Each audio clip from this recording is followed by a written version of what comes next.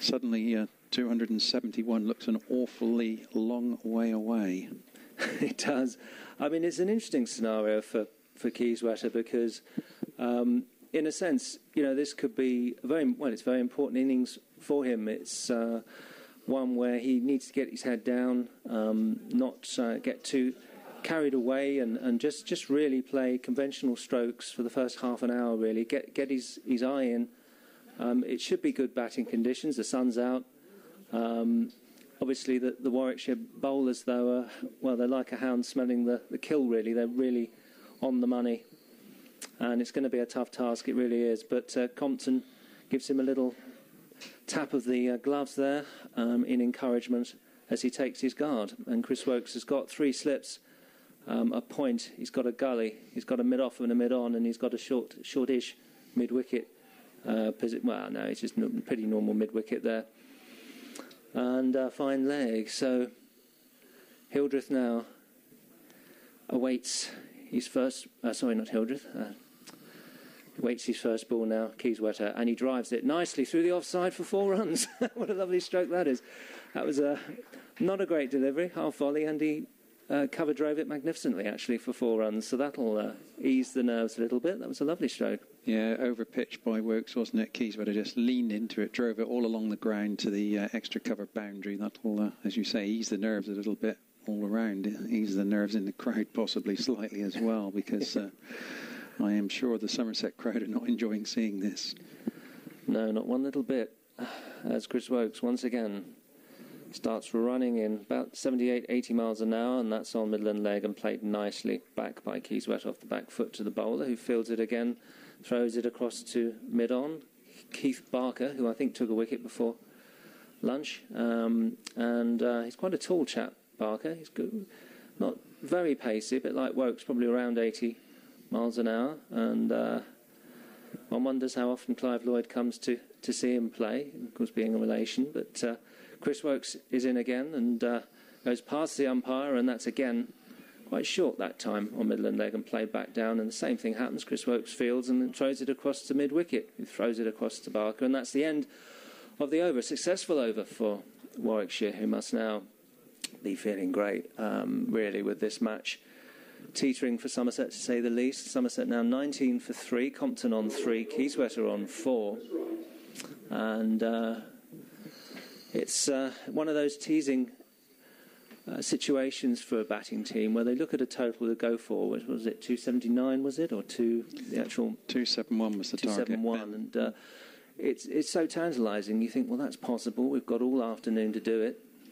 And so often in those sorts of situations, the pressure can just sort of eat away at the back of a batsman's minds, particularly the openers, and that's exactly what's happened. But Compton, of course, is having a dream of a season, Ramprakash-esque, you could say, really, really playing magnificently, and let's hope he can do it this afternoon, as he now faces first ball of the next over, which is played, and they're going for a quick single, chance of a run out to mid-on, but they ran it pretty well, and there was no trouble at all in the end. But it was just a moment there that there might have been a thought of a possible run-out because of a hesitation there from Compton, who now walks down towards Kieswetter just to have perhaps a little chat about the situation with running. Chris Wright bowling his first over this innings, and I thought that was quite safe, actually. They did set off pretty quickly, and Barker, the fielder coming in, had to make quite a bit of ground to that. You had me worried when you said chance of a run-out, but... Yes, Chris Wright now coming in again, and he bowls, and that's on Midland leg and played away nicely by Kieswetter for 1, and he's coming back for a quick... No, he's not. He's just taking the 1, but that's a wayward throw from the boundary there, but they only got the 1 in the end. That's I think Wright down. It's Woakes down there. But he did come in quickly. The important thing was he got the ball in his hands, and the fact that he was about to throw did put them off taking that second run, even though his throw turned out to be a bit wayward in the end. Yeah, chance perhaps of overthrows there if that hadn't been backed up, but it was well backed up in the end. And Wright, dark-haired, just coming in again now, about 78, 9 miles an hour, and reaches the umpire and bowls, and that's cut quite nicely by Compton, but into the ground to Point, who comes in and fields, and there's no run. So we've got 2 slips and a gully. Sort of point, we've got a mid-off, mid-on. Cover, we've got a fine leg. And a kind of deep mid-wicket as well. And Keith Barker's just polishing the ball there at mid-on. And Wright gets ready once more to come in. Not a very long run up, just right, I'd say, about halfway down towards us as he comes in again past the umpire, and that's in the block hole, but nicely driven for a quick single and to cover, and they take it very well, actually. Compton just having a good communication there with Kieswetter. Yeah, nice run that. Just pushed it wide of one fielder, and then the other one had to come around and make a bit of ground. So Nick Compton quick to spot that run. Indeed. So Kieswetter now just surveys the offside. Already played a sumptuous extra cover drive. It was a lovely stroke, that was. Lovely way to get off the mark. And he waits again with that wide gully and only 2 slips, but quite a gap between those slips and gully, and that's driven majestically, magnificently down the ground. That's a lovely stroke. Goes into the boundary boards as I speak, beautifully on-driven. Keith Barker didn't really have a chance to move across. He'd need to have moved like really would have been, it was impossible for him. So beautifully timed, lovely on drive. And so Kieswetter hitting a couple of lovely strokes already. Yeah, Ben, absolutely right. That was majestic. Straight driven, really, just past the stumps on the far side from the bowler. The bowler had no chance. Barker at mid-on had no chance. And that was all along the ground, beautifully timed. Lovely shot. One of the loveliest strokes in cricket, really. As Kieswetter just bat slightly raised above the stumps, and that's on leg stump, and that's meat and drink to Kieswetter, who plays that away for a quick single down to that man on the boundary on the onside, leg side, and that's the end of the over. So Kieswetter starting really nicely here, looking in very good form, and Compton looking his usual reliable self. So these two really have got to put on at least 100, you feel. Got to get to tee, really, and then readdress from there, make the battle plans at tee, really. It's a case, really, where Somerset just need to get through this next hour and a half, 2 hours, and then perhaps we're still looking at 2 possible results. But we shall see as Wokes coming over now for the 3rd over after lunch. He's got 3 slips and a gully and a point, mid-off, mid-on. So deep, very deep mid-wicket, chap on the boundary, fine leg as Chris Wokes comes in again. He leaps and bowls, and that's once again played beautifully through the covers for 4 runs. What a lovely shot that is again. It really is a trademark stroke. Extra cover drive, lovely. Didn't go through with the stroke, just held the bat in pose, and beautifully timed. And yes, Kieswetter off to quite a majestic start here. Yeah, 3 lovely 4s he's played. Absolutely right. That's good on him. Let's just hope he, doesn't lose his head and just plays sensibly. But shots like that, every one of them has been all along the ground. Beautiful textbook shots. Conventional, good, perfect strokes. Yes, just what you want, really. But doesn't want to get too carried away with it. Just needs to calm, and does indeed with that one, though it's quite close to the off stump. Hence, as he leaves it alone and it goes through to the keeper, there's a hands on heads in the slips, but I don't think it was too close to that off stump, but they were perhaps more playing psychological games there with the batsman more than anything else, as Ambrose immediately put his gloves to his head, the keeper. I think it moved back in, possibly after it had passed the stumps. Kieswetter quite comfortable enough leaving it. And he waits again, bat slightly raised, and plays that again, that nice teasing line. And he plays that back down the pitch. And Wokes fields off his own bowling again. And Compton looking relaxed at the other end, with his just leaning on his bat there. As Kieswetter just again looking at the field, twiddles his bat and waits again. Just a correct stance, and then lifts the bat slightly, as is the style, and that's played crisply back, but well fielded by Chris Wokes, who swooped down and got down on that ball very quickly. It was a nicely timed straight drive, and he might have looked for a couple of runs there had it beat the bowler. So we've got a lovely afternoon here, pleased enough to say. I was remember the first day when it was hammering down with rain on our commentary box. It was couldn't be more different now. It really is lovely. Just sort of flecks of clouds above the Quantocks. Quite an idyllic sight from here, those beautiful hills. And Chris Wokes comes running in front of those hills, and that's played crisply and nicely off of his legs by Kieswetter down to the chap on the mid-wicket boundary on the leg side, and he jogs through for a little single there. And the ball comes back to Ambrose, and Wokes ready back, getting through his over quite quickly here. And Colin Atkinson Pavilion looking lovely as ever, about a third half full. Yeah, there's not so many people in the ground today as the previous couple of days, obviously, being a final day and being a Saturday and holiday season starting. But those that are here are certainly being treated to some exciting cricket, aren't they?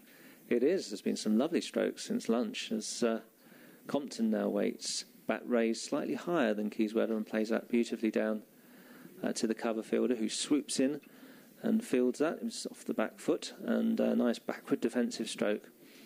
And Compton always reminds me slightly of Jacques Callis in his stance.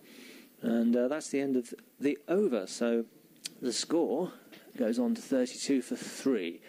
Compton on 5 and Kieswetter on 15. Yeah, 10 wickets have fallen so far today, Ben. It's been an exciting, 2 hours and 10 minutes or so play. And one wonders now, as you say, this is where a partnership really is needed. If these two could stay together until tea, which is a big ask, then Somerset would face the final session in much better fettle. But a long time to go. We've still got another 66 overs today, as Chris Wright is going to continue from this Old Pavilion end. He bowls now to Kraig Kieswetter, who just tickles this away fine on the leg side. He may pick up 4. Indeed, he does pick up 4. That was very finely turned around the corner off his hip. Chris Wokes, who's down at long leg, had no chance of cutting that off. So another 4 to Kieswetter. He moves on now to 19. Compton's on 5. Back foot this time defending, getting everything behind that ball. Just dropping it down on the offside. Patel runs in and fields, and there's no run. Yes, he's... Patel's quite a feisty kind of individual, quite a aggressive, in-your-face sort of spinner. Really, he's good at what he does, and it'd be interesting what he does with the ball later on. Yes, as I say, I somewhat fear how much he is going to turn it after what happened yesterday, but we wait to see. Chris Wright in again to Kraig Kieswetter, outside off stump, cracks that away square of the wicket. He'll get a single down to that man at deep backward point on the fence, who throws it into the slightly diminutive Tim Ambrose, who has to jump. He must be one of the smaller wicket keepers on the circuit now. He's not sure quite how tall he is, but certainly well under 6 feet. Yeah. But he takes the ball. That ends the over. 12 overs are gone. 37 for 3. That single takes Kieswetter on to 20. Compton remains on 5. Don't think we mind how few runs Compton scores, Ben, as long as he stays there. He's certainly been what I heard described as the rock on which the Somerset innings are built. Yeah, the sheet anchor man, really. For a number of games this season already. Terrific record, of course, speaks for itself. Yeah. Had a superb summer and always a pleasure to watch. He's just practising some lovely strokes there at the other end. Chris Wokes is going to continue from the river end, bowling to Kraig Kieswetter. This is very short, outside off stump, rises. Kieswetter leaves well alone, taken in front of first slip by Ambrose. Sort of ball that, had it been a one-day game, we feel he might have tried to chip for 6 over third man with it rising like it did, but he was very sensible, left well alone. Yeah, you do feel that with Kieswetter, he's got a sort of a lovely aggressive way of playing. When it comes off, it's always fabulous to watch. But it's just a moment there when, as you say, he might have looked to sort of hit it over the slip fielders with that uppercut. Wokes again. 2 men back deep on the leg side. This one's outside off stump, though, taken again by Ambrose. No run. But yes, we've got a deep long leg, deep mid-wicket and a mid-on. They're the only 3 men on the leg side. Then on the offside, we've got 2 slips, a gully, cover back on the fence, extra cover, and mid-off. This deep cover position on the offside's become very popular now, hasn't it? It's sort of one-day position that's crept into 4-day cricket quite a lot. Yes. Wokes again in to Kieswetter, who plays a nice forward defensive stroke. It's Chetan Patel there, an extra cover, comes running across to field. Looks quite lonely out there as well, doesn't he? Sort of. Not many. The deep extra cover? Yes, not many fielders around him anywhere. It's A bit like reminds me of Trott when he's always fielding on his own for England. Yes, you're absolutely right, actually. There's nobody within about 50 yards from him. It's a longish boundary there. He's down in front of the Andy Caddick Pavilion on the square cover boundary. As Wokes is in again to Kraig Kieswetter, who just pushes this one up to mid-on. Keith Barker doing the fielding. No run. We've got Chopra at first slip. Ricky Clark at second slip. And I can't quite see, but is that Maddie in the gully? I think it may be. Can't quite see who it is from here. I think it is, yes. Darren Maddie, number 43. I can't see his number because he's too square around. Yeah, it's just slightly turned. Chris Wokes it is again, bowling to Kieswetter. Outside the leg stump, and he flicks that around to the finer of the two men on the leg side boundary. Back at long leg, it's Chris Wright down there. So a very comfortable single to Kieswetter. He ticks on to 21. Compton still on 5, 38 for 3, 233 now required to win this game. Yeah, Somerset get nearer and nearer. It could get very tense this afternoon. It really is a nail-biting potential finish here. We shall see how this goes. Wokes once more coming in to complete this over, bowling to Compton, who is going to get a single as he flicks it to the wider of the two men on the leg side boundary, the one at deep mid-wicket, who is Ian Westwood, I think, out there. He throws that one in, single to Compton, ends the 13th over. So Somerset now 39 for 3. As I said earlier, we've got Dan Armstrong with us this afternoon, and we'll be bringing Dan in on some commentary soon. Dan is, I believe, on holiday now from his broadcast journalism work at Notts University. No, that's not Dan. Sorry, that's Rory. Rory was with us earlier in the week. Dan is at Exeter School. Of course he is. He's just reminding me now. Oh, lovely city. We've been blessed this week by having two students with us to take over from the old fuddy-duddies who normally sit in these seats. So a bit of youth will be coming in a minute to give you the benefit of their knowledge. But for the time being, it's Chris Wright who's coming in to bowl to Nick Compton. That's short. Compton tries to pull it away, doesn't time it at all. The ball just runs out on the leg side and there's no run.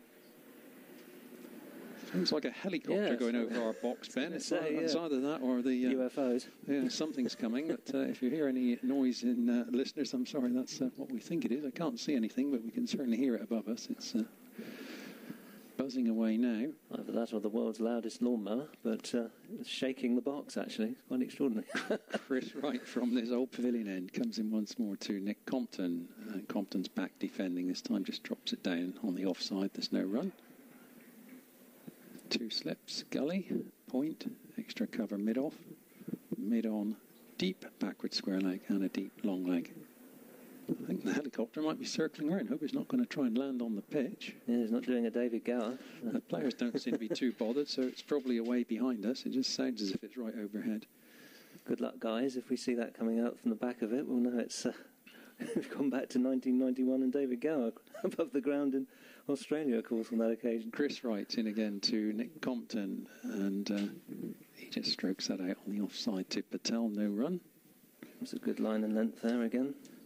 I'm sorry about saying Dan was from Nottingham. Of course, he's from Exeter. He was telling me earlier in the week what a fine cricket team he plays for down there at Topsham. One of the prettiest parts of Exeter, in my opinion, down by the River Exe estuary. Oh, lovely there, yeah. And played there many times myself, and always a pleasure to be down there beside the River Exe. Chris Wright in again to Compton. Short outside the off stump. Compton just strokes it into the covers. Couple of bounces picked up by that man Patel again. Patel and Barker seem to be in the game all the time. Can't keep him out of it, can you? He's enthusiastic cricketer, always clapping and giving encouragement to the other fielders. But Exeter's a beautiful city, yes, lots of history. Wonderful museum there. Albert Memorial Museum, the unusually named. But lots of cricket history. Royal Albert. Oh, indeed, Royal Albert Memorial, yeah. Don't forget the royal bit. Indeed, yeah. Chris Wokes in again to Nick Compton. Full pitch, and it's clipped away nicely by Compton, away down to deep backward square. He's going to get two as the fielder down there has to make a bit of ground to his right to pick it up. So very comfortable two taken by Nick Compton, flicking that very confidently off his toes all along the ground out to the boundary there in front of the old scoreboard. So Compton's on to 8 now, 41 for 3. Got a big hand there for those 2 runs. I was wondering if we were coming across a landmark or something. I think it's the Compo fan club down below, led by Tractor. Ah, bless him. I think the Somerset faith are going to cheer most of the runs today. Runs have been in short supply today, as I say. It's wickets mainly. Right again Indeed. to Compton outside the off stump. That's a nice shot, but it doesn't quite time it. Goes into the covers fielded there by Westwood. The end of the over. So 41 for 3. 14 overs have gone. We've got 64 overs remaining today. Somerset require the small matter of another 230 runs to win this game. I'm going to hand over to Ben to take you through the next few overs, and I'm going to hand over on this side to our expert summariser for the next few overs, Dan Armstrong.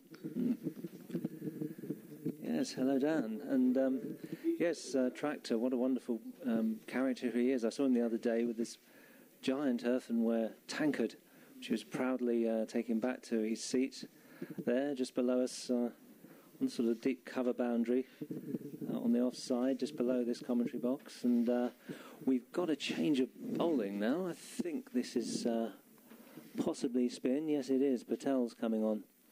And this should be very interesting. Ambrose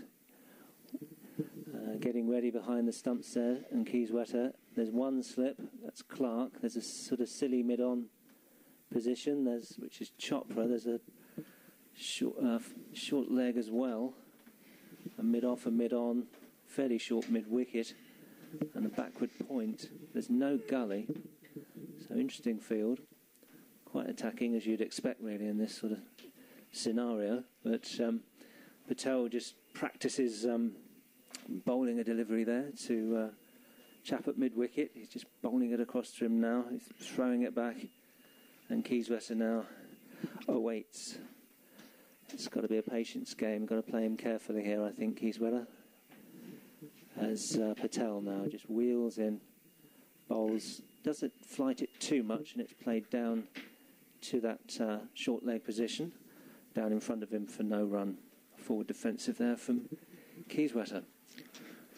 Warwickshire certainly make an effort to besiege the batting crease. Indeed, yes. He's crowded at the moment as Kieswetter goes back, and that inside edge is onto the pad. Kind of nothing stroke, really kind of backward defensive stroke, and it trickles out to a great exclamation from the surrounding fielders, but no real chance of a wicket there, unless it had unluckily bobbled onto the stumps or something, but all's well that ends well, and Kieswetter lives another ball as he faces a quick one outside off stump that he leaves alone. Thought about cutting, but it was past him before he really had a chance to play any stroke. He had the bat so far raised behind him. Probably the right decision. Much quicker one that was, as the silly mid-on awaits with a helmet on and short leg as well, and that's left again, and it hits him on the pad. A sort of hopeful half shout for an LBW there from Patel, but raises a laugh to my right in the stand, but didn't go through with the appeal there, as he's once again ready. There's a fielder there. It's sort of not a long on, but it's sort of mid-on, come long on, and it's hit towards him by Kieswetter for a quick single. Drives it down the ground, and it's well run. Good understanding between these two. The appealing has certainly been there in the Warwickshire innings. Certainly in the last Somerset innings, there were, especially Tim Ambrose and G10 Patel are the sort of two main culprits. And you wonder, with us being an umpire, whether people, if they get fed up of the amount of appealing some of the players were giving them in that last innings. Well, yes, I mean, this is one of those things, to appeal or not to appeal, because it can really annoy umpires as well, and it can end up not on your side, as Patel once again bowls a quicker one, which is shoulders arms there does Compton, and no problems in the end. It went through the keeper, and that was the end of that. And interesting first over, bit of variance there, quite a couple of quicker ones, nothing flighted as such, and no great alarms for Somerset, thank goodness. And so the score at the end of that over is 42 for 3. Kieswetter has rocketed to 22. Goodness, he's done that quickly, and Compton's on 8. And Wright is about to come on again now. He's bowled quite a nice spell here, everything in a fairly good line and length, apart from his first over. Yes, he's certainly a decent bowler, is Chris Wright. I mean, maybe not got the fame of likes of Chris Wokes or maybe G10 Patel, but certainly a good bowler that Warwickshire have picked up here from Essex. Yes, that's right. Comes in again and goes past the umpire and bowls, and that's outside the off stump. Left alone, and no run, of course. And yes, Essex, wonderful county actually. Lovely ground down there. It's almost got an open door policy with as long as you book it for the nets there. I once had a net there, which was a wonderful experience, and it's a lovely sight here today, really. Taunton looks lovely, beautiful ground as ever, and bathed in sunshine. Logic tells you it should be good batting conditions, so let's see how things unfold as Kieswetter leaves that alone outside the off stump again, having nothing to do with that one. There's two slips. Is that a wide gully or a point, backward point? It's almost a close backward point. Yeah. There's cover, there's a mid-off, mid-on, there's a fine leg, and that customary one-day position Eric was talking about earlier, that kind of very deep mid-wicket kind of position. So, right, ready again, just gathers himself, working up a little bit of steam here. Thirsty work out there, I suspect, as he reaches the umpire and bowls, and again, a carbon copy of the first couple of deliveries, left outside the off stump, and there's no run, and Kieswetter just walks away towards square leg umpire, and it's a little bit of gardening. Of course, Ben, you talking of Essex earlier, they're obviously coming down here for the quarter-final on Tuesday, and I noticed Cook and Bopara have been released to play for them, so for anyone watching next Tuesday, they'll be seeing some of the England stars down here, you would suspect? Absolutely, that'll be exciting. I suspect that will get the turnstiles are going. Well, I'm pretty sure they already are. Yes. As Chris Wright reaches the umpire, and that's hit down the ground in the air, but he's safe. It drops safely, but it was sort of hit uppishly. But Barker's quick as a flash gets the delivery from Jim Troughton, who fielded that on the boundary, and it was passed back to Barker, who threw it in quickly, and they took a couple of runs, and that was a sort of lofted straight drive, and not really risky. Looked for a second one, thought it might, but it was okay in the end, but a bit miscued. You don't think he mistimed it and it was a slower ball at all? Because he seemed to be very quick into the shot. I think so, yes. It was a clever piece of bowling there, and outwitting the batsman somewhat, as Troughton waits at mid-off. Once more, his right comes in, and that's short, and it's paddled round the corner. Nice pull stroke, and that might be four. No, it's not. The fielder's diving across, makes a good save down there, fine leg, and it's thrown in. And they take another 2 runs. So the run rate's been very good since lunch. And that was a pretty good piece of fielding. I'm trying to locate the name on his back. Chris Wokes, yes. Wokes and Stokes, they always roll off the tongue, those two exciting England youngsters. But he dived across there, and that was something one gets used to now. A lot of athleticism in the field of your young England players, as Wright gets ready again and runs in. Nice straight run up, and that's played nicely. Forward defensive by Kieswetter up to mid-on, and there's no run. Troughton, who runs in, of course. There's no doubt many a commentator has mentioned the family connections. Of course, Troughton's such a fascinating family of thespians, really. From Doctor Who through to, well, an awful lot of them have acted. I know there's a younger Robin Hood Troughton as well that acts, and Patrick Troughton's brother as well, whose name escapes me now. Sam Troughton. Ah, right. I think he was in the Robin Hood television series on the BBC a little while ago. Fascinating. Well, it's a wonderful thing about cricket. You get some wonderful characters and some wonderful individuals, and it's always interesting to find out about them and their history, because as is with the game, cricket really has a fascinating history in itself, as Patel flights that outside off stump, and that's left alone. Patel coming in for another over here, and Compton with nothing to do with that one. It seems that Patel is obsessed with this line outside off stump, which isn't forcing the batsman into anything at the moment. And of course, as you say, his grandfather was Patrick. Yeah, the great Patrick Troughton, yes. Yes, Doctor Who. Second Doctor Who, yes, back in the before my time a little bit, late 60s, but we'll watch the old ones as that's flighted up, and a chance of a catch perhaps at silly mid-on, but he dives across, but doesn't get to hand. A pad opportunity, perhaps Compton, by the reaction of the fielders, you guess that perhaps, yes, there was a little bit of an edge on that, but it went out too quickly. Compton bat and pad close together, playing forward, but thankfully No real jitters there. There's a kind of leg slip, incidentally, as well as a short leg, and that brings Compton down the wicket. He goes for a quick single, shy at the stumps, goes past the stumps. It's well backed up. Compton ran for that quick single, really, the second he hit it up to mid-off. Went for it straight away. So no fault of the batsman there in terms of that being an opportunity, because he was very definite about the run, but you have to say that was perhaps a bit risky. I think it would have been out if he'd hit. Yes. Yeah, that would have been out. Yes, and a valiant try by the fielder there, who threw it in, did everything right, just missed. And it would have been out, and goodness me, that would have been dreadful if that had been out. But anyway, Kieswetter now plays that nicely down to short leg.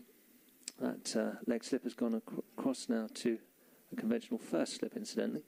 Got a mid-off and a mid-on. We've got a fairly short mid-wicket backward point as Patel comes in again, and that's flighted, and it's swept nicely by Kieswetter down to the boundary for a single. And one's pleased he didn't miss that. I'm sure there'd have been one of the great appeals of all time there from Patel if he had, but thankfully he made contact, and that leg slip now comes in as a first slip and a leg slip, a short leg and a sort of silly mid-on position now. So he's truly, truly crowded. Very popular man at the moment, Compton. He's got a lot of people to talk to, and a lot of people no doubt chuntering in his ear as he waits for Patel, and he goes back and he plays that nicely on the leg side for a quick single, and no trouble at all. So that's the end, I think, of the over. So, thankfully, well negotiated. 49 for 3 is the score. Compton 10, Kieswetter 27.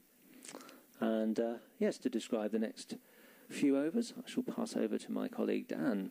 Somerset are certainly starting to tick along reasonably nicely after the loss of the early wickets. But the game is still very much in the balance. You'd still say Warwickshire are certainly favourites for this, but Somerset, certainly it's not beyond them to certainly put a challenge to the score they've been set by Warwickshire. But yes, it's certainly going to be an interesting conclusion. It's going to go all the way, overs-wise or wickets-wise. And it'll be interesting to see the outcome of this. But I noticed recently that Vikram Solanki is going to decide to leave Worcestershire to go to Surrey. Surrey, of course, yes. Interesting signing. Always liked Vikram Solanki. Always felt he was a bit underrated as a cricketer. Perhaps should have played for England a little bit more. As Wright comes in past the umpire now and bowls, and this one's driven by Compton. That's a great drive, and it's going down towards the Somerset stand, and it's 4 runs as it hits the advertisement board for Harris Fowler Solicitors. Yes, that's a bit of advertising for them. Yeah, lovely job. Don't worry, I certainly know about Harris Fowlers, because I did spend a day in the office sticking stickers on their hats for the 2020, and they are the stickers that go on to them. So I stuck on about 1,000 of them. So you'll see them on the television on Tuesday when you tune in to watch Somerset Essex on Sky Sports. As Wright comes in past the umpire, and this is left alone by Compton. But yeah, it's an interesting signing for Surrey. I suppose he could almost replace Ram Prakash. Yeah, I was going to say, he's always reminded me a little bit of Ramps. Just that another player that used to play for the West Indies, Darren Gango, always reminded me a bit of Ram Prakash as well. You know, make loads of runs first class, but not necessarily for country. And Solanki, not a bad one-day record as far as I remember, and always great fun to watch. Lovely, pretty player to watch, a bit like Bopara, quite graceful. As Wright comes in once more from this old pavilion end and bowls, and Compton keeps out a fuller ball there, and it goes past Kieswetter and fielded by Barker. But he's certainly not a long-term signing there for Surrey, because obviously he's getting on a bit in the years-wise. But I mean, doesn't look it though. Still looking fairly fresh. But yeah, as a cricketer, you can get on a bit longer than maybe a footballer or a rugby player. So I mean, he's 36, 37 now. Well, our times have changed. I mean, it's extraordinary, really. Back to the 80s, there were a number of county professionals playing into their 50s. And it was sometimes something one enjoyed watching, but that experience was always precious. As Wright comes in once more to bowl to Compton, who defends into the offside, and it's fielded by Patel at cover. But talking of the 80s, cricket on this day, 21st of July. Okay. So in the 1980s, England, following on at Headingley, beat the Australians on this day in 1981. So wow! Yes, remember it well. A momentous cricketing day. Small child at the time, lit up my life, and no doubt sealed the deal with a lot of people in terms of a lifetime of loving cricket. It was a fantastic day, incredible day, fairy tale, really. As Wright comes in off a reasonably longish run-up as he comes into bold Compton, who defends into the offside once more. And, of course, we have to see Ian Botham stand in distance to us. Yes. The key, almost the key player in that game there. Yeah. Absolutely. Well, he set things off, didn't he? And then it was quite a team effort, though, in a sense. But yeah, one always homed in on Botham. But there were lots of contributions, really. Remember in that Headingley Test match, Graham Dilley and he with the stand, and then Willis with all that extraordinary bowling, and then I shall carry on after this ball. As Wright comes in once more and bowls to Compton, who certainly didn't go where he wanted to. He's looking to sort of drive it away on the offside off the back foot, but it's skewed out to Barker at mid-on, and he practices the shot once more. And brings the total on to 54 for 3 off 18 overs. Yeah, well, of course, such amazing history here at Taunton. We've got a lovely museum which has recently been refitted or upgraded, whatever you call it. There's wonderful exhibits in there. Ian Botham's bat, I believe, from that Test match is in there, I believe. Certainly when I last went in, it was. Well, I noticed from having to put some scorecards in some of the boxes, they've got some of Truscovics sort of bats and England caps, so it's got a pretty... Lots of memorabilia around here at Somerset. Has Patel, who's going to continue from the river end, comes in past the umpire now and bowls, and Compton tries to almost sweep it round the corner, but misses, and the siege continues around him as 5 fielders around the bat, all probably talking in his ear. And it looked like it might have hit the stumps for a second. It sort of bubbled, didn't it, around the stump area? It seemed to get a bottom edge on it almost as Patel comes in past the umpire and bowls, and this is defended more confidently by Nick Compton onto the onside. I seem to remember a pair of Joel Garner's boots in the museum. I can't remember if I'm correct, but yeah, that certainly caught my eye because they're massive. He certainly was a big man. He was, yes. As Patel comes in from the river end and bowls to Compton, who again flicks it into the leg side, but it's hit westward there, fielding in one of the close fielding positions, and his fielding really impressed me in the last innings. I think he was taking some good stops there. And also Alex Barrow in the Warwickshire innings also fielding in a similar position, certainly stopping the ball, but I think Westwood, his reactions were very good there. Yes. As Patel comes in once more, and it's left alone by Compton, who just sort of prodded a pad at it, and an enthusiastic appeal by Patel once more, but again, the umpire says no, and he's the important man in the appealing when Warwickshire appeal, and he's said no to the majority of them, but there has been a lot of them. So Saggers doesn't seem long since he was actually playing a few years ago now. As Patel comes in past the umpire and bowls, and Compton goes back to a reasonably foolish delivery there. Yes, that got him in trouble. Not quite a little bit. Judging the length right, but he's still there in Compton fashion. He's still at the crease. He's getting the pitch to speak, surprisingly, isn't he, at the moment? Yes, Patel. There wasn't much use of spin in the Somerset innings, which was slightly surprising considering Patel's bowling the first innings as he bowls once more, and Compton flicks this round the corner towards the square leg position and fielded by Wright, who's come round, and he comes into the smallish Ambrose wearing number 12 on his back, who passes the ball to Barker, who will probably return it to Wright as he hands his cap over to the umpire. Yeah, fascinating over again, and he's certainly a very attacking spinner, which one always likes to see. But Somerset, yes, I like the way Kieswetter's batting at the moment.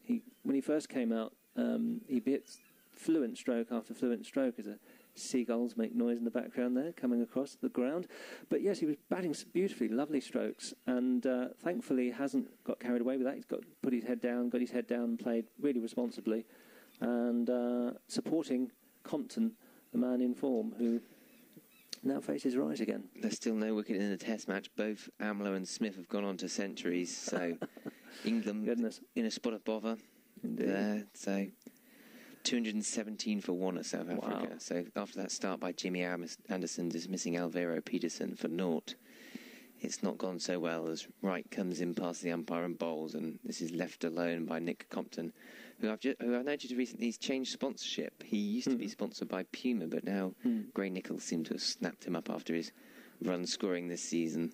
Gray Nichols. I always remember David Gower used to use a Gray Nichols bat back in the 90s, early 80s, early mid-80s as well. Quite a long career. Could have perhaps gone on a little bit longer. David should have gone on the 92.32 of India, I always thought. But he always used to use a Grey Nichols, and lovely player to watch he was, very effortless. Because, of course, Kieswetter at the other end has a Puma bats, because at one point there were the two sort of Puma sponsorship players in the side, and then you've got Trigo and Butler with Kookaburras sort of at 6 and 7 as Wright comes into bowl once more and comes past the umpire and bowls. Shot. It's a nice push off the legs by Nick Compton, but just a single there to Barker. Compton slightly looked up in the air there as if he felt he should have dispatched that one for 4. Yeah, he's practising the stroke, sort of imaginary 4 now as we speak. Well. But yes, it's, again, pretty good over here.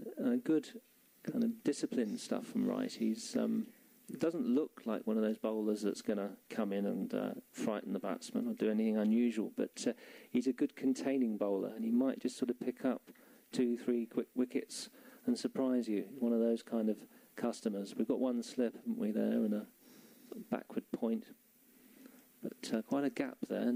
As Wright comes in once more past the umpire and bowls, and Kieswetter sort of off the back foot pushes it out into the offside. And of course, talking of bat sponsorships, as Eric tells me, Marcus Trescothic sponsored by Mongoose now rather than Gunnar Moore, and of course he's been offered £1 million to hit it over the Lord's Pavilion.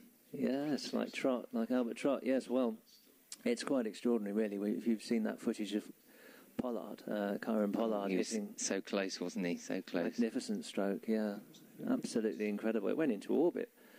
As Eric is just telling me he was there and saw it himself. Yeah. As Wright comes in past the umpire and bowls, and Kieswetter missed. Well, I think he might have taken him in the chest there, taken him right on the badge, and certainly now doubled up at the other end. He goes in a bit of agony there. Catches his breath. Hopefully no damage there to him, but he's certainly winded. Hopefully no broken bones, but. He's just sort of kneeling down now. You can imagine with today's bats, though, what Viv Richards would have done, because he was such a massive hitter of the ball, Viv, and one imagines if he might have managed to hit it over that pavilion with, because the bats certainly, they do hit it a bit further. I was looking at the Mongoose bat, actually, in the shop downstairs. It's quite small, the actual blade on it. Quite an extraordinary. Yeah, one of the Worcestershire players, I think it was Andrew, used it in the 2020 here, and it looks like the Ogs. I think that's the first time I'd seen him use it, and Wright comes into bowl once more, and this is steered onto the offside by Compton, and they take a single.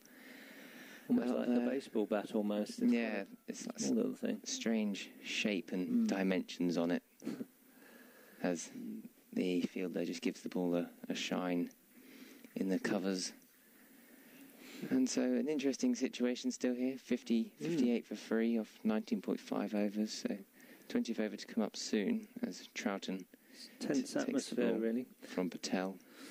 And now Wright takes the ball back in his hands as he comes in from the old pavilion end, and he comes into bowl and comes in past the umpire and bowls, and it's fuller and slower ball, and Kieswetter keeps out. But one person, you were saying, nice ball. Talking of using the Mongoose bats, I think Gilbert Jessup, from a Gloucestershire player, would have been a very good batsman if he'd had the opportunity to use the Mongoose. And I will now pass you back over to Eric. Well, it's interesting. You talk about the game's history, because I love writing, and I'm sort of compiling a cricket book at the moment, a bit of an author, do it as a hobby, and I was looking through Bridgewater Mercury's archives of cricket, and there was a match between Quantock Lodge, and they featured an extraordinary individual called Henry Stanley, who was played for Somerset, died in 1900 in the Boer War. I wonder if there's any bits and pieces about him in the museum. We'll go on about him a bit later. Anyway, there's cricket very much in the present to talk about, as Patel comes in and bowls a quicker one on the stumps, which is played forward by Compton, smothering the spin to short mid-wicket. It's been lovely to hear from Dan there with his fascinating information there. It's lovely to talk about the history of the game. I'm always keen to do that as Patel is ready again at silly mid on position, ready and waiting, crouching, and that's outside the off stump and left alone by Kieswetter, by Compton, and there's no run. There's a leg slip again, who is Maddie, and there's a short leg. There's silly mid on, and there's Clark at first slip. So he's got a ring of fielders around him, breathing down his neck. It's one of those situations, quite tense here at the Grounders. That's again on Midland leg, and he goes down on that, plays it nicely, Compton, and just trots through for a leisurely single. And there's just a single there. So Fine leg running round. We've got a mid-off and mid-on. We've got a shortish mid-wicket. We've got a backward point. We've got one slip.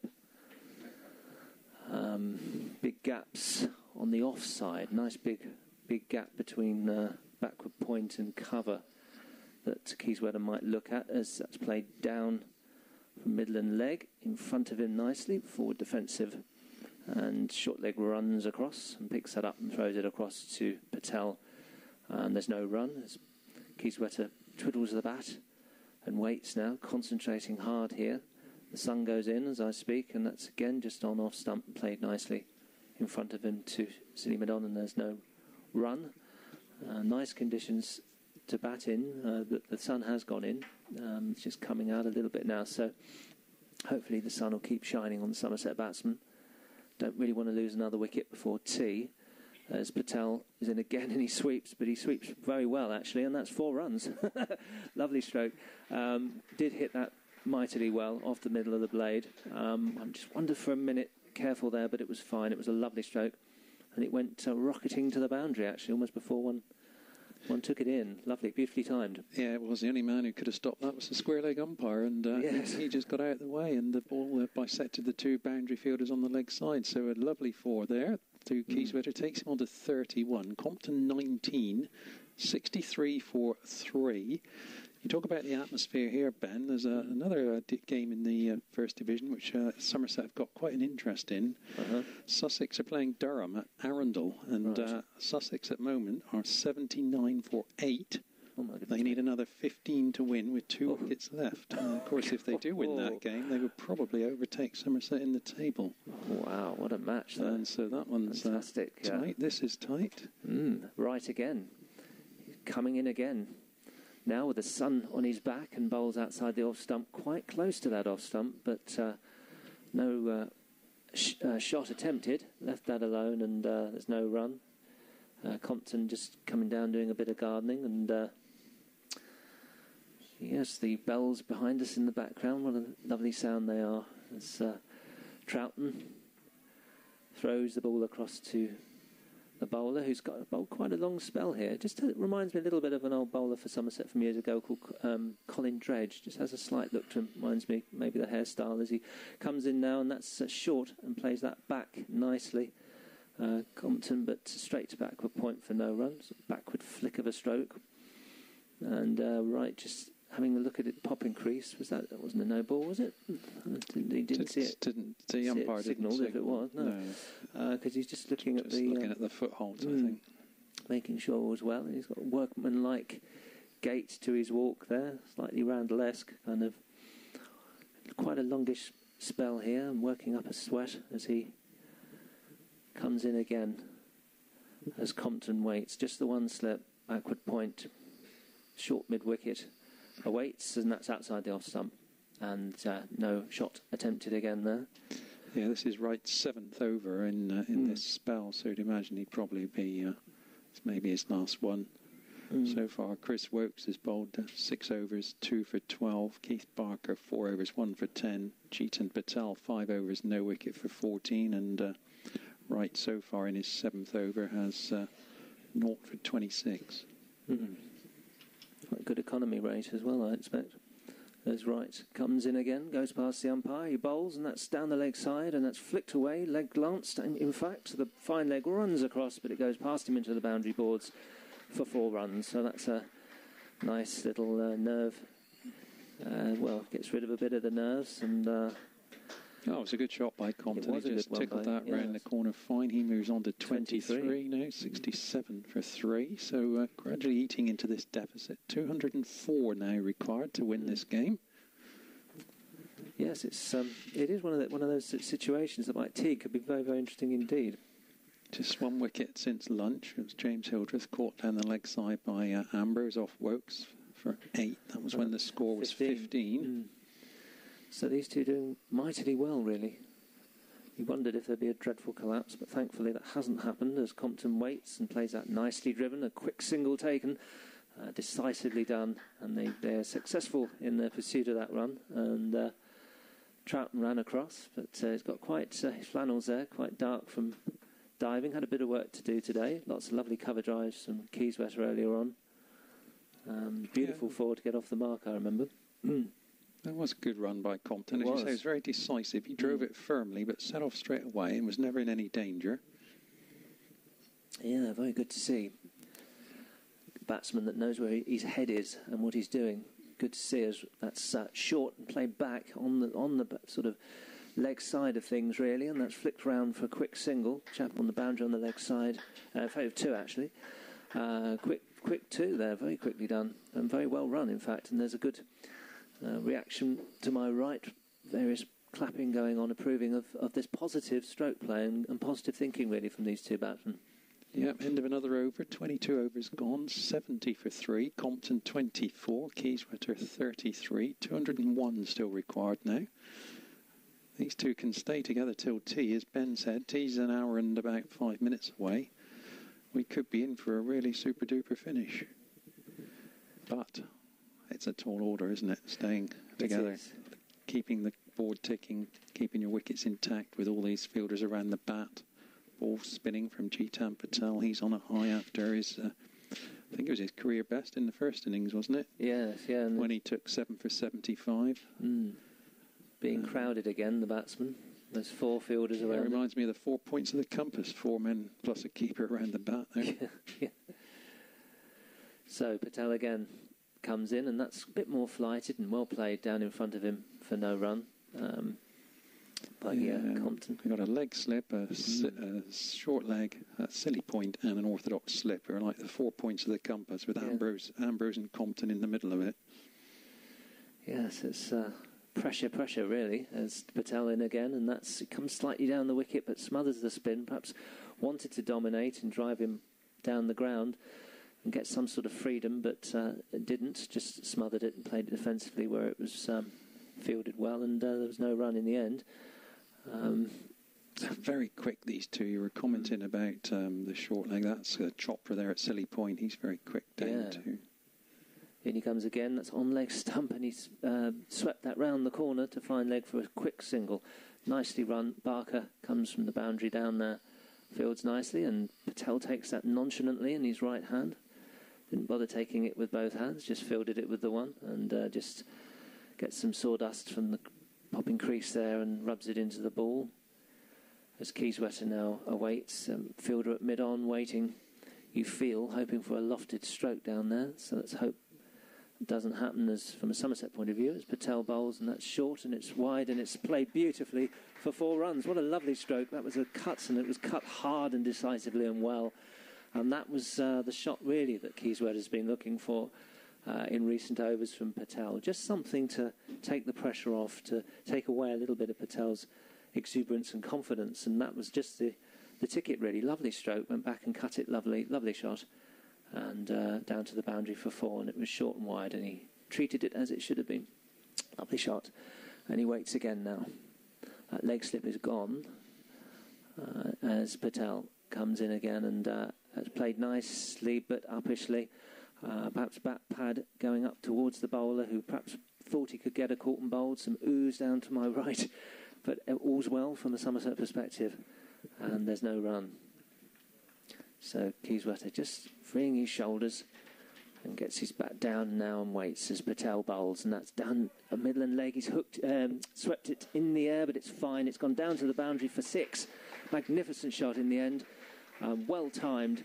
The fielders reacted as if they were expecting something going wrong there, because he was trying to induce the sweep, but the top edge sweep was not produced. It was actually middled to perfection and went into the crowd for 6. So from Peterson's point of view, from Kieswetter's point of view, another fine play of the sweep, of course.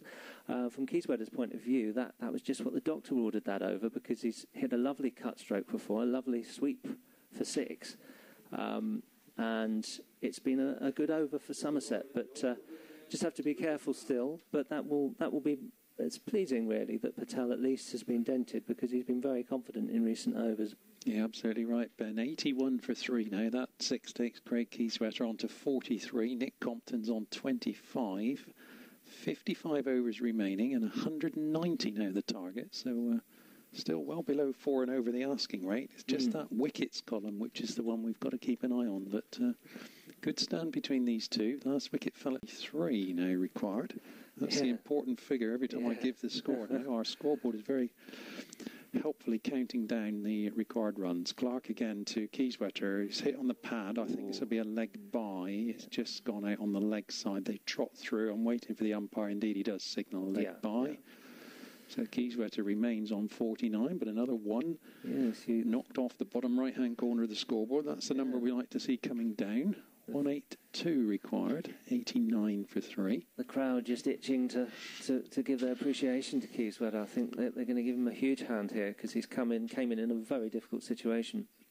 Ricky Clark in now to Nick Compton, and this is length ball. Compton just defends, pushes it up on the leg side. Chris Wright at mid-on fields. Compton's doing his job. He's staying there, keeping Kieswetter company. Compton's now faced 70 balls in this innings. He's 26 not out. Kieswetter has 49 from 48 balls with 7 fours and a 6. That ended Ricky Clark's first over. So 89 for 3. Jitan Patel's already handing his cap to umpire Saggers. It's going to take something to get the ball away from him, Ben. Yes, he's one of those spin bowlers that you really want in the side, isn't he, really? He's very confident and very... not obviously... I was hoping his confidence might have got dented, but probably not in his case. But... because he's one of those individuals that's always thinking positive, and he's probably still thinking wickets. But Kieswetter did conquer him in the last over very well. Kieswetter on 49 then, facing Jitan Patel, who comes in just 3 or 4 paces outside the off stump, left alone by Kieswetter, taken by Ambrose. Just the 3 close catches now, as well as the wicket keeper. We've got a slip, silly point, and a forward short leg. 2 men deep back on the leg side, a deep backward square and a deep mid wicket. An ordinary mid-wicket and a mid-on as Patel's in again, balls, and Kieswetter squirts this out to the short leg, who picks it up. That's Ian Westwood there under the helmet. Him and Chopra both wearing all the protective padding and helmets and so on at short leg and silly point. Patel in again to Kieswetter. Quicker ball outside off stump. That's his 50 as he flicks it away, square of the wicket on the leg side. Well played, Kraig Kieswetter indeed. Now get your head down, son, and make it a big one. That's raises his back. He's not over exuberant, Kieswetter. He's just raising his bat all around the ground to the crowd to give him quite rightly a very, very generous hand. But he knows better than anybody, I'm sure, that there's a job to be done here. Yes. So 50 to Kieswetter. Compton on 26 faces up to Patel, who's in now, bowls, and Compton just pushes this back down the wicket to the bowler. It's interesting because I can't really think of one player missed by Kieswetter since he's come in, which is an extraordinary testament to his concentration. Really, it's showing real maturity here, which is what we've been looking for. Great. We know he's got the talent. He's just got to, as you say, keep going. Really. Patel into Compton, who again defends, pushes that down the wicket on the leg side. 7 fours and 1 6 in this innings of his. One ball to go in this Jitan Patel over. 52 balls. Compton is back, just dabbing that down around the corner to the leg slip who's come in for him. That is the end of that over from Jitan Patel. 90 now for 3. Nick Compton 26, Kraig Kieswetter 50. The public address just announcing the stats of Kieswetter's 50, which we gave you earlier, and a generous round of applause again. Just to bring you up to date here, if you are just joining us, this is the ball-by-ball commentary service from Somerset County Cricket Club here in Taunton. It's the final afternoon of the LV Championship match between Somerset and Warwickshire. In the box with you this afternoon, we've got Ben Manning and Dan Armstrong and myself, Eric Cole. We're here until tea. Ricky Clark now to continue from the Old Pavilion end. He comes into Kraig Kieswetter, who just pushes that out on the offside for a very comfortable single. Picked up there by Westwood, who goes from short leg at one end to the boundary at the other end. He's at the deep cover boundary with still with his protective pads and so on. Helmets, of course, hidden behind the wicketkeeper Ambrose, who's standing back to the medium pace of Ricky Clark. So Nick Compton now to face Clark. One slip and a gully. They're the 2 close catchers. A shortish mid-wicket as Compton just taps this down in front of him. Takes a very comfortable quick single. Just... out towards the covers, very easily run there. Nicely done. Really good communication here between these two. again, we're touching wood with Nick Compton having been involved in a few scrapes and skirmishes in the run-out stakes over the season. Very true. But from a Warwickshire perspective, it's must be a bit irritating. Perhaps they've been thinking that they would be getting this game pretty much wrapped up by now, perhaps. Very confidently at lunch, at least. Certainly having picked up James Hildreth straight after lunch. But for the time being, it's Clark continuing, bowling to Kieswetter, who just pushes this one out on the leg side, fielded by that short mid-wicket, no run. Is it my friend and colleague Julian Catanet called Ricky Clark the other day? Tricky Ricky, I think, on air. But yes, if Julian's listening, I hope he is. I know that he's celebrating his mother's birthday today, so shame he couldn't be here. But I'm sure he's here in spirit. I shall have to let him know the score very soon. He doesn't know it, actually, I don't believe. So. Well, if he's listening, he should know it. Well, yes. Last night I spoke to him, he couldn't actually get near a radio, near a internet to listen, so I don't know if he's listening or not. But a long conversation between the Warwickshire captain and the bowler Ricky Clark. Troughton, the captain's gone quite deep at mid-off as Clark's in and bowls a short ball, cracked away by Kieswetter, but only for a single as it goes out to westward there on the cover boundary. Nice shot, but only ever one with that fielder back on the boundary. Imperious air to that man in charge. Played that really nicely. As we said earlier, there's no pressure on the actual run rate. The scoreboard pressure for Somerset really is wickets. We need 178 with 52 overs remaining after this, so only about 3.5 runs per over needed. Clark into Compton, who's going to get another one off that deficit. He may even get two. He runs the first one very quickly as he tickles it round the corner. Indeed, it is two. Nick Compton was always confident that was two. Yes. He just tapped that around the corner. It didn't run away all that far from the bat, but with the two men deep back on the leg side, that was a very comfortable two in the end. Yeah, well run These again. two are running well at the moment, dare we say it. 95 for 3 now. 176 more runs to get. Lovely and sunny now. Beautiful afternoon. Beautiful, isn't it? Yes. Ricky Clark coming in then to complete this over. Bowling again to Compton, outside off stump. Compton leaves well alone. Ambrose takes, and that ends that over. So, with 26 overs of the Somerset reply gone, more importantly, 52 remaining, they are 95 for 3. Their target was 271, so they need another 176. Nick Compton is playing very sensibly, very well, very cautiously, not out 29, running these quick singles, as we've been saying. Kraig Kieswetter is on 52. Ambrose is getting ready again, that bald head of his. A very short chap with a bald head, very easily recognisable as he gets ready now. Once again for the spin. This diminutive little keeper waiting for his spinner, who's obviously got a good understanding with Patel, to come in, spins the ball from hand to hand, and is coming in again with a short leg. Once again in place, forward short leg as that's played down towards that man and dabbed down for no run by Kieswetter, who got the bat down on that nicely. Forward defensive. Mid-off, mid-on. Conventional mid-wicket, backward point. That man at City mid-on as well, and one slip as Patel comes in. He goes to paddle that round the corner, but he's okay. He lofted it down the leg side for 4 runs. So all's well that ends well for Kraig Kieswetter, but he sort of swept it and kind of poked it round the corner, almost a one-day stroke, over the wicket-keeper's head and down to the leg side boundary, fine leg boundary for 4 runs. So. Yeah, there's no leg slip in there now for him. I think he was quite confident in playing that, although now it looks like they are going to put a leg slip in. The silly points come across to leg slip. Just seemed to pop up a little bit. But anyway, all's well as Patel comes in again and flights up a little bit more, but it's played nicely down for no run. So that fielder up at mid-off who runs across. Kieswetter now just looking to consolidate now, that sort of period in the innings when he's got to a landmark. He's played really well. Played some really sweet strokes today. It's been lovely to watch. And that's on Midland leg and played down. Smothered the spin again for no run as that mid-wicket man runs across and fields and shines the ball. I think that's Maddie there. Who was played for England a few years ago. Had a little go in the one-day team, I think.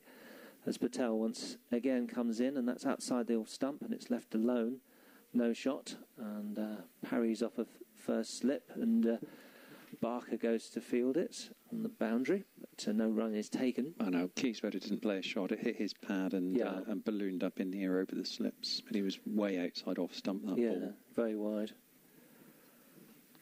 So leg slip waits, and short leg as well near to him, and that's on the off stump. Played dabbed down in front of him off the back foot. Quicker ball there, yes, and played down to backward point for the no run, and that's the end of the over. That's Patel again, pretty much on the money.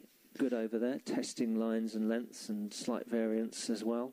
I was giving listeners an update on the other First Division scores earlier. Sussex have beaten Durham by 2 wickets at Arundel. Sussex making 94 for 8. So as the table stands at the moment, I think they have moved ahead of Somerset until this game is completed. Latest score in the Test match, if anyone is interested, South Africa 230 for 1. Hashim Amla 112 not out. Graham Smith 113 not out. It's extraordinary. Goodness me. That reminds me of going back in time to 2003 when Herschel Gibbs and Graham Smith got all those runs those few years ago. Quite extraordinary, really. History repeating a little bit. But Barker is now into the attack, and he's coming in now. Quite a long run up. Left armour, and he bowls, and that's outside the off stump. Compton having nothing to do with that one, and leaves it alone, and it goes through. The ball going across the right-handed Compton. So we've got a short mid-wicket. We've got a gully fielder there. We've got just the one slip. Mid-off, mid-on. So, we've got a slight change of field coming up, actually. Got Troughton's just pointing there to chap to come across to... And we've got a second slip coming in, I think. Yeah. So... Compton waits as Barker runs in again. Sort of brisk medium pace. Left armour again outside the off stump. And having nothing to do with that. And there's no run again. Yeah, it's an interesting score, Eric. Yes, indeed. As I say, so that was a very low-scoring game down there at Arundel. And would have helped Somerset, where Durham won that game. But as I say, Sussex... both teams scored 231 in their first innings, and then Durham were bowled out for 93. Sussex just sneaking home by 2 wickets. Good advert for 4-day cricket, really, as Barker is in again. That's wide outside the off stump. Again, not drawing the batsman into a stroke.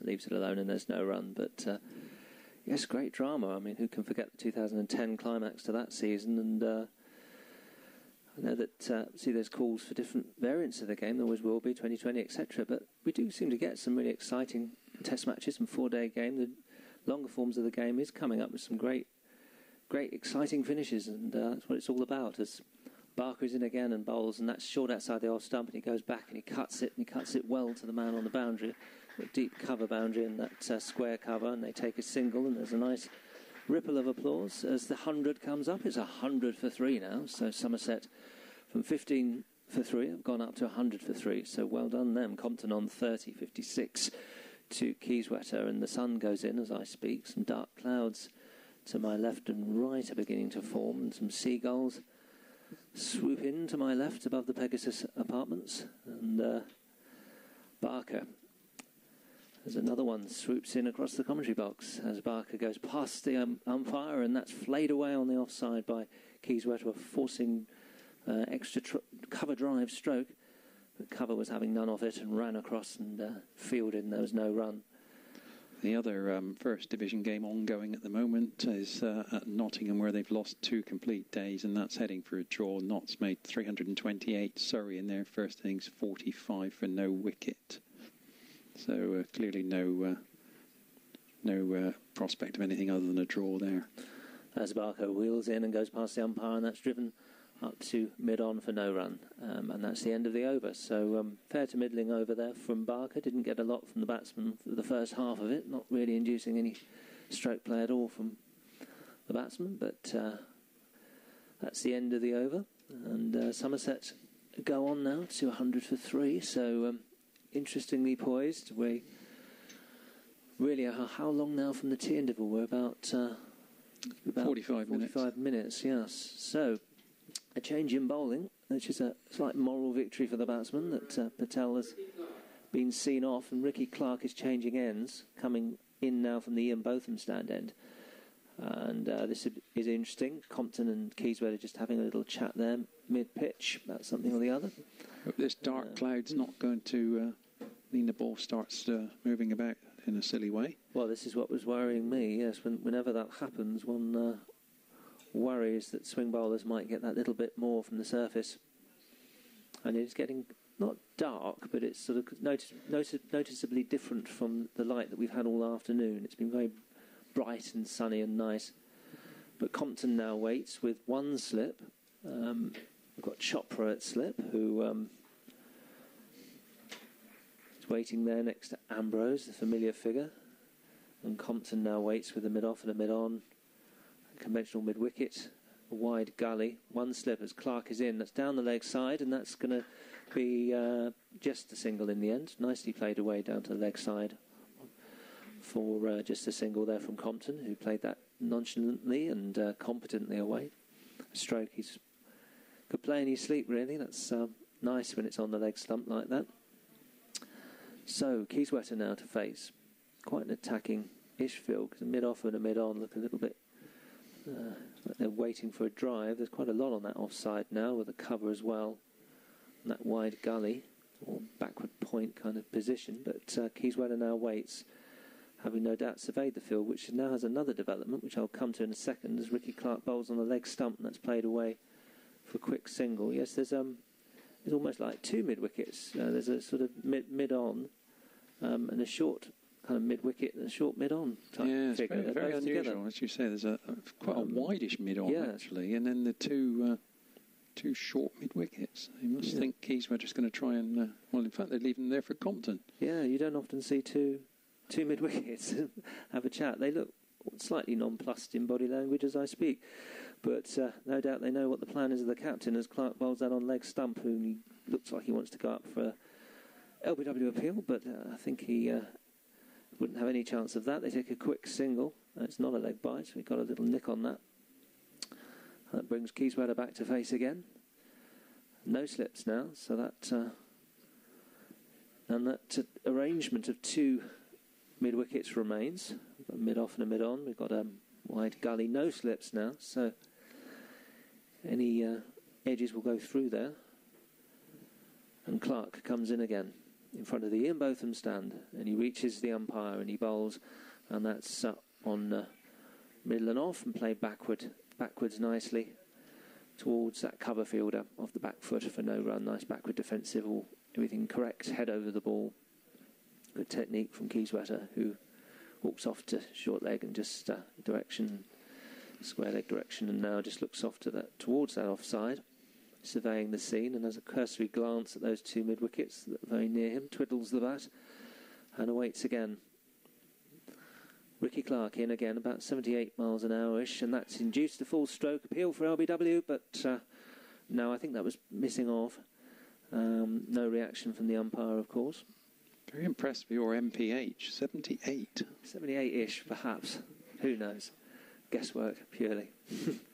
But yes, it's more swinging conditions at the moment, isn't it, with the cloud cover, as you say, but no beatings of the outside edges as such yet in this over. Yes, but very black clouds right overhead, right above the wicket at the moment. Huge black cloud. Yes, it's... hopefully will evade us as the umpire just stops the bowler from coming in. Batsman wasn't quite ready there. He is now. Now he's ready in his stance as Ricky Clark comes in, and that's in the block hole. Good Yorker, but it's dug out well, and he actually gets a single for it, timing the ball that well out on the offside. Ricky Clark's hands to heads there, but well, got down on that really well, didn't he? Yep, Kieswetter did well there, and it's now 104 for 3 at the end of that over. Kieswetter has 58, Compton has 32, and Somerset require another 167 from 49 overs. Ben's going to hand over to Dan for a little while. It's Eric Cole, Ben Manning and Dan Armstrong here with you in the commentary box at Taunton this afternoon. We're here until tea, and then after tea It'll be the dynamic duo of Roy Kerslake and Paul Bird, ably assisted, I believe, by Dan, who's staying on. And he'll be able to watch the two doyens of the commentary box in action this afternoon for what promises to be a very exciting final session.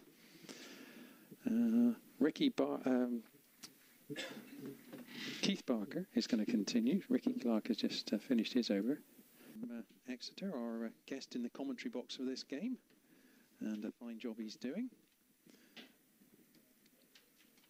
So it is Jitan Patel to return now at the river end. Ben, are you in position? Are you ready to take us through the next few overs? I am indeed, as Patel bowls, and they're going to take a quick single, well run actually.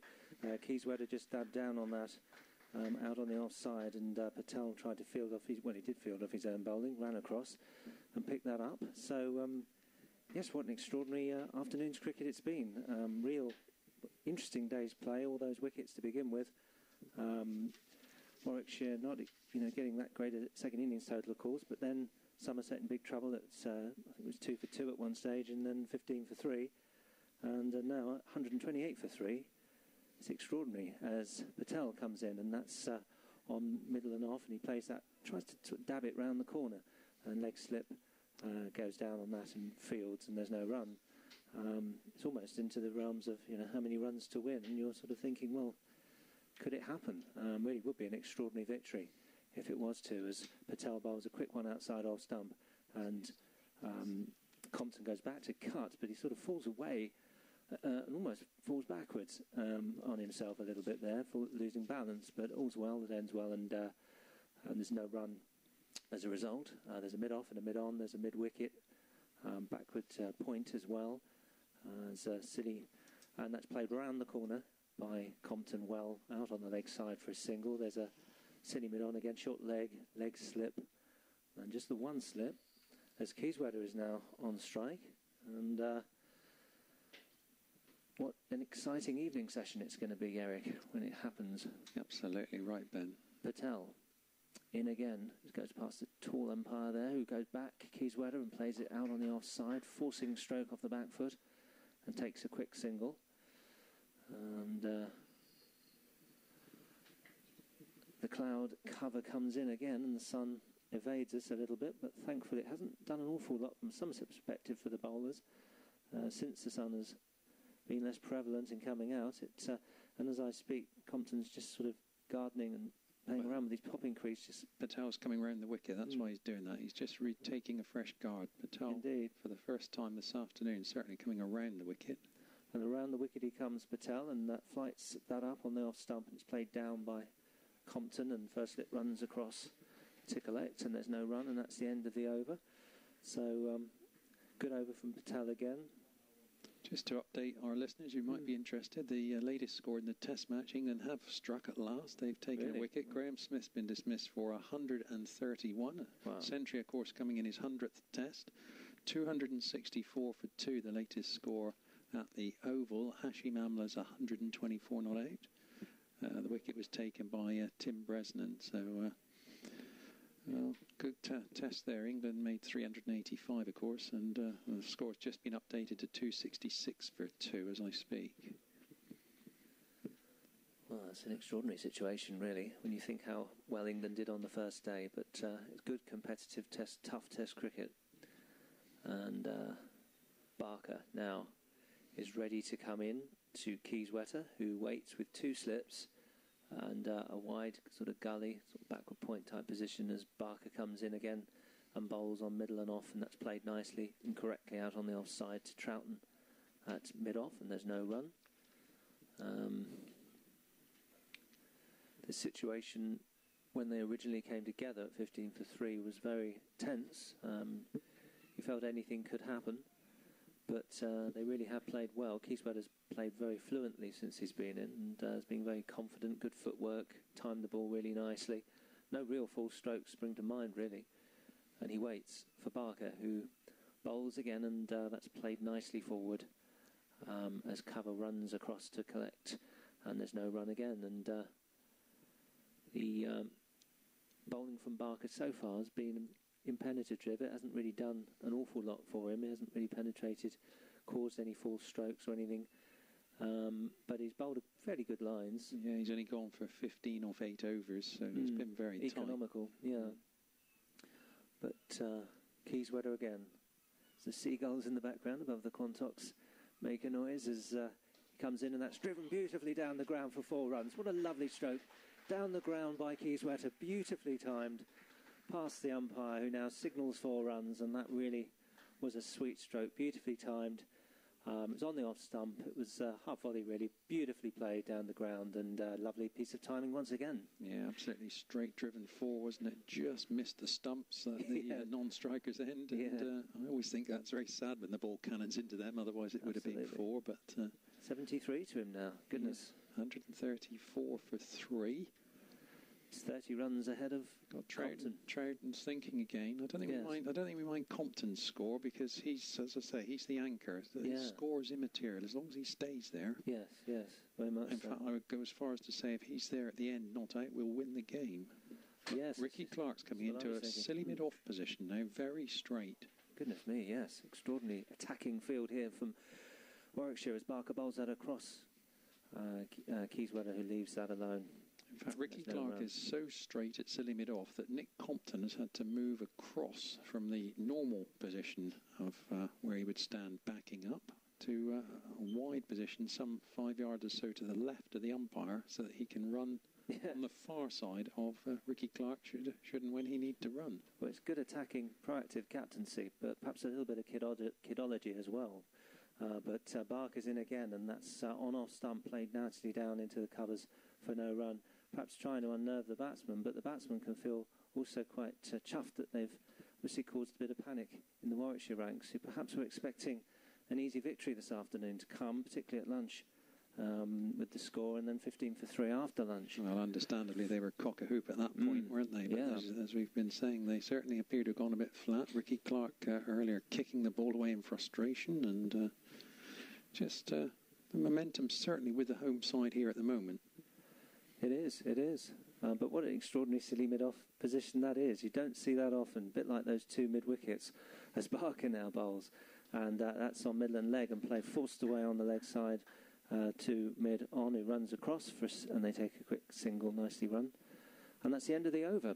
So at the end of that over, we go to 135 for 3, Compton on 43, Kieswetter on 74. Yeah, and Kieswetter will keep the strike, which, as I say, is no bad thing. I think Nick Compton's doing a brilliant job. He's 43 off 97 balls, just seeing things through. Kieswetter now gone on to 74 from, 94 balls, 10 fours and a 6. But the most important stat beside Kieswetter is that NO at the moment, isn't it? Yes. He really is playing a very, very responsible innings, a good innings, playing some lovely shots mixed with careful, solid defence. Chopra now at leg slip there again. Don't have the silly mid on anymore, but we've got that square leg, and we've got Clark at first slip as Patel round the wicket and bowls on middle and off, and that's played nicely down in front of him for no run by Kieswetter, who really mature innings today, very nice. Been hitting it, scoring at a good rate as well, been very fluent, lovely timing. And he waits again for Patel, and that's on middle and off again, but he dabs that down past first slip for a single, and they're coming back for a second, which they drog back quite nonchalantly in the end, as Barker runs across to field. Nice, just a little dab down, really, wasn't it? Playing it was all safe all along the ground through that vacant area. Yeah, played very well, lovely timing. Almost like a sort of late cut, but it was a sort of dab more than a cut, but nicely played, lovely piece of timing.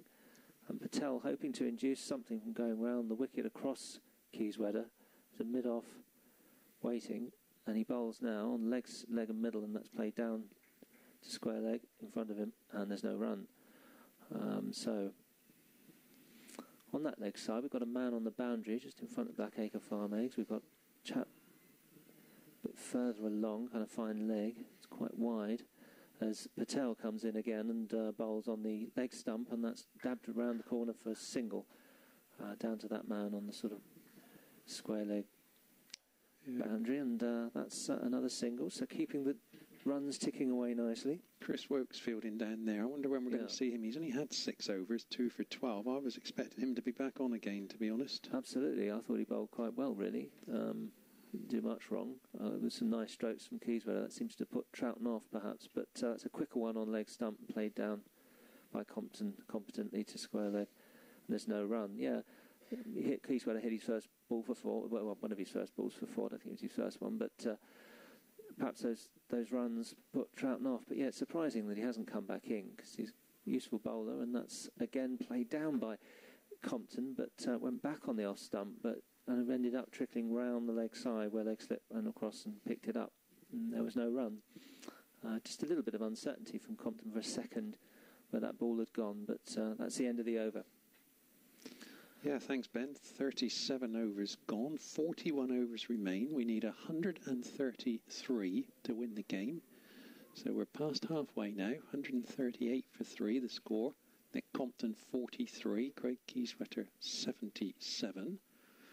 Bit of a conference between a number of the Warwickshire team. It is indeed to be Chris Wokes. I didn't realise that, but just when he fielded that ball, I thought, sure, it's going to be time for him in a moment. He bowled earlier from the river end. He's now going to come on at this old pavilion end, just taking the ball from Keith Barker and having a chat with his captain, Troughton. We've got about 8 or 9 minutes to go till the tea interval. And if these two can get through till then, get in and regroup, have a chat with the coaches and the rest of the team.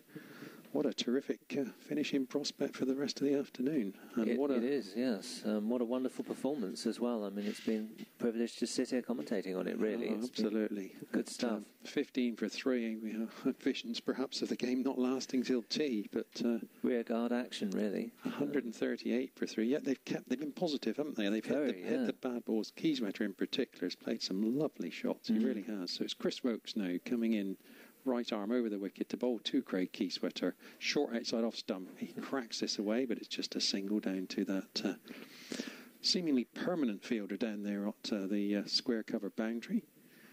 Yeah. So one more to Kieswetter. He moves on to 78 now. From Warwickshire perspective, I should think they're feeling quite, a bit frustrated, really. There's not much happening for them. No beat, but, the bat hasn't been beaten much. Not many appeals, no real chances. No, I think you're right, Now I think they're feeling very frustrated. They probably do need the tea interval as well, actually, just to regroup themselves. Wokes now to Compton. Bowls outside off stump. Compton leaves well alone. Taken by Ambrose. Got one slip in position, a gully. The deep square cover on the boundary. Extra cover mid-off. Mid-on. Mid-wicket. Not, well, I suppose he's just in a catching position. Mid-wicket, he's some 20, 25 yards from the bat. And then we've got a deep square leg and a deep long leg. Wokes to Compton. Fully pitched, driven nicely by Compton. Sets off for a single, have to hurry. If the throw had hit the stumps, I think he was there. Yeah. Picked up by Troughton, who's left-handed. The ball went to his left. He threw out the bowler's end. Compton, I think, was home. The ball missed the stumps anyway, well backed up by Ricky Clark. So that's reminded me, there's only really been one wicket opportunity, hasn't there, with these two, and that was that run-out chance. Was if it had hit. It looked from where we were as if it had hit, it would have been out, but it wasn't. So 140 now for 3. Kieswetter back on strike. He's on 78, facing up to Chris Wokes. Kieswetter just flicks this on the leg side. Another single. Everyone, one more off that target. It is. When it gets to under 100, I think you're going to hear a very vocal crowd here. They're going to be cheering every run, I think. 130 more runs are required. We have exactly 40 overs when this one finishes. Yeah. So run rate, no problem at all. If we can get through to tea with just 3 wickets down, then it really is all set up for a grandstand finish. Wokes, this time to Compton, who is defending, pushing out on the offside. Picked up in the covers, no run. Yeah, these two deserve to see it through to tea, don't they? They played so well. They're just having a chat now in the middle of the wicket. I'm sure they're saying similar words to each other now. Just let's get through this 5 minutes or so and... They're showing tremendous concentration, really. Yeah. Just got to keep that final yard. Wokes Just get home. Wokes again bowls to Compton, who plays a bit of a driver. This looks like he was trying to push that on the offside. It went up to mid-on, but quite safe all along the ground. That ends that over from Wokes, his 7th over of the innings. The score is now 141 for 3. Nick Compton 44. Kraig Kieswetter 79. Ground staff getting ready down below us, putting things in their little tractor, ready to go out and repair the footholds, brush off all the dust, and it's a very busy time for the groundsman at tea, with only a 20-minute interval to work on. I wonder if we'll see Marcus Trescothick out for a net at tea. He's been netting whenever he's had a chance today. He was there right until about 2 minutes before play started this morning in the nets batting. He was out again at lunchtime batting. What a refreshing sight for Somerset fan. Good to see Marcus. He was carrying the drinks this morning, running on when Somerset were fielding, bringing the drinks on every time a wicket fell, so he was very busy with that. Jitan Patel and around the wicket to Kraig Kieswetter, who just dabs this down to short leg. Got a slip, a leg slip and a forward short leg. They're the 3 close catchers, along with the wicket keeper. Wonder if the chirpings died down a bit that Ben referred to earlier, when there was certainly quite a lot going on. Patel to Kieswetter, who defends, just dabs it down literally in the crease. In fact, may have even ended up, he picked the ball up, I think. Did it end up in his pad? Yes. In his knee roll. Just couldn't quite see. The ball went, he's Ambrose and Kieswetter himself are between us and the ball. Somebody guffawed to our right, loudly. This time Patel bowls and Kieswetter dabs it on the offside. One more run, another quick single. Kieswetter on to 80. Beautifully run again. Compton saw that, called him through very quickly.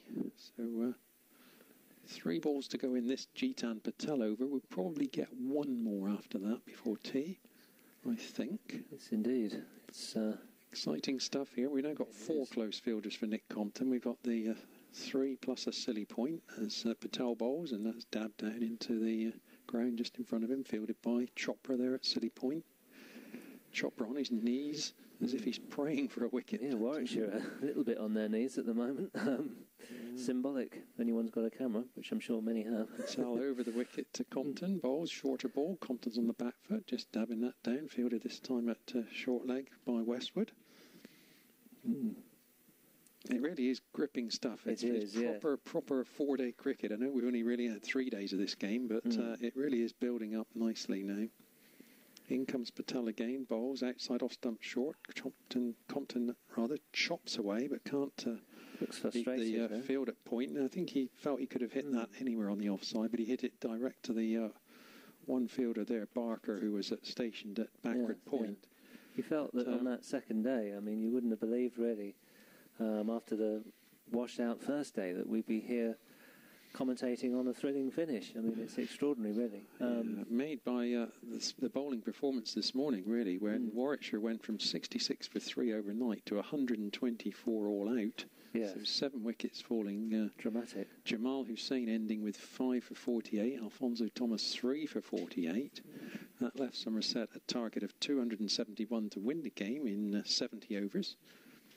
And they're now 142 for 3 as Chris Wokes bowls to Kraig Kieswetter, who's going to pick up another single, just steering that ball down to the fielder there at cover on the fence. It's almost like batting practice for Kieswetter. Everything's so easy. He's just hope that really continues.